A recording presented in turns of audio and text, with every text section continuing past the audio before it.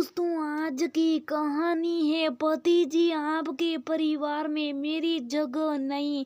दोस्तों, कहानी शुरू करने से पहले अगर हमारे चैनल को सब्सक्राइब नहीं किया हो तो कर लीजिए ताकि आपके पास पहुंचे हर रोज नया वीडियो। आज अपनी शादी की 16वीं सालगिरह पर पता नहीं क्यों अपने मनोभावों को एक खत में लिखने की इच्छा और एक खत अपने पति जी सास के अनुसार इस संकट का नाम लेना वर्जित है कि नाम में उनसे बहुत कुछ कहना चाहती हूँ पर उनके पास वक्त ही नहीं होता। ऐसा नहीं है कि वो बहुत बिजी है, बस उनके पास मेरे लिए वक्त नहीं होता। तो चलिए मैं अपने खत को शुरू करूं। पति जी को हमारी शादी की 16वीं सालगिरह बहुत बहुत मुबारक हो। एक दूसरे के साथ बहुत वक्त बीत चुका है, अब तो इमोशन भी पुराने वाले नहीं रहे पर बहुत कुछ ऐसा है जो मैं आपसे कहना चाहती हूँ पर क्या करूँ, मजबूर है क्योंकि आपके पास मेरी बात सुनने के लिए वक्त ही नहीं है।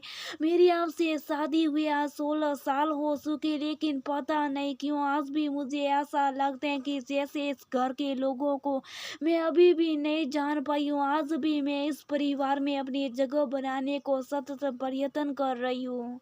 उस सवाले मन में मेरे जिसका जवाब भी मैं खुद ही ढूंढ रही हूँ पर उत्तर की मिल ही नहीं रही। एक दो बार मैंने आपसे पूछने की कोशिश भी की थी पर आपने मुझ पर गुस्सा किया था, यहाँ तक कि आपने घर में सबके सामने मुझे बेइज्जत तक किया।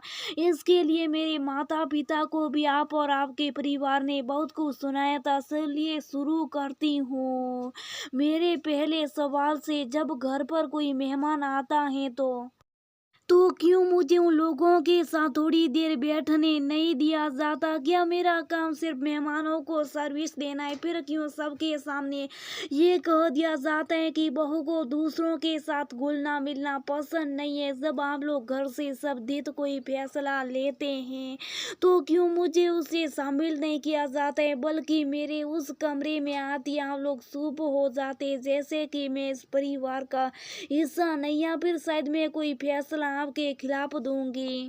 आपकी बहन को कब क्या देना है क्यों मुझे बताया नहीं जाता बल्कि इस तरह से शुभ कर दिया जाता है जैसे मैं आपको किसी चीज के लिए रोक रही हूँ। मेरी इमेज आपकी बहन के सामने ये बना दी गई है कि वो मुझसे ढंग से बात तक नहीं करती। क्यों मुझे ये नहीं बताया जाता कि आप कब कहाँ पैसा इन्वेस्ट कर रहे हैं? ये तो एक पत्नी होने के नाते मेरा हक है ना।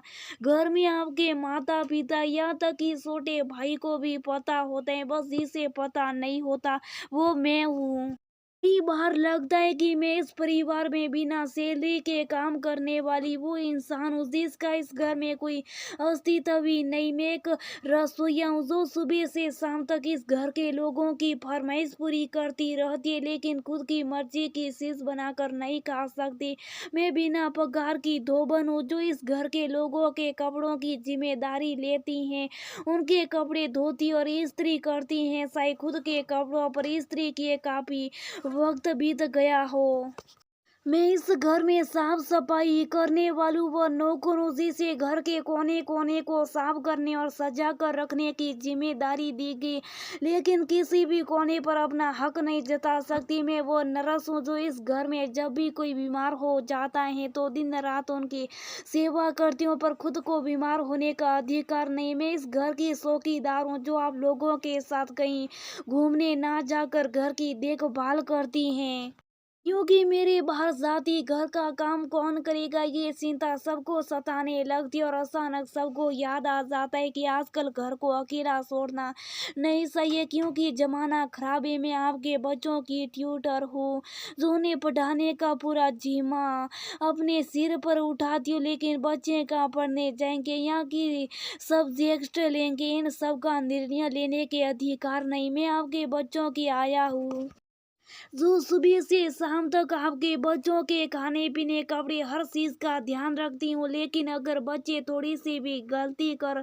दे तो सारा ठीकरा मेरे सिर पर ही फूटता है, क्योंकि जिम्मेदारी मेरे हिस्से आती है और तारीफ आपके और आपके परिवार के हिस्से में 24 मल्टीप्लाई 7 आपकी सेवा में हाजिर हूँ। मैं सब कुछ हूँ, बस नहीं हूँ तो इस घर परिवार का हिस्सा सिकवा नहीं है कुछ भी। पर पति जी बताइए तो सही, क्यों आपके परिवार में मेरी जगह नहीं है?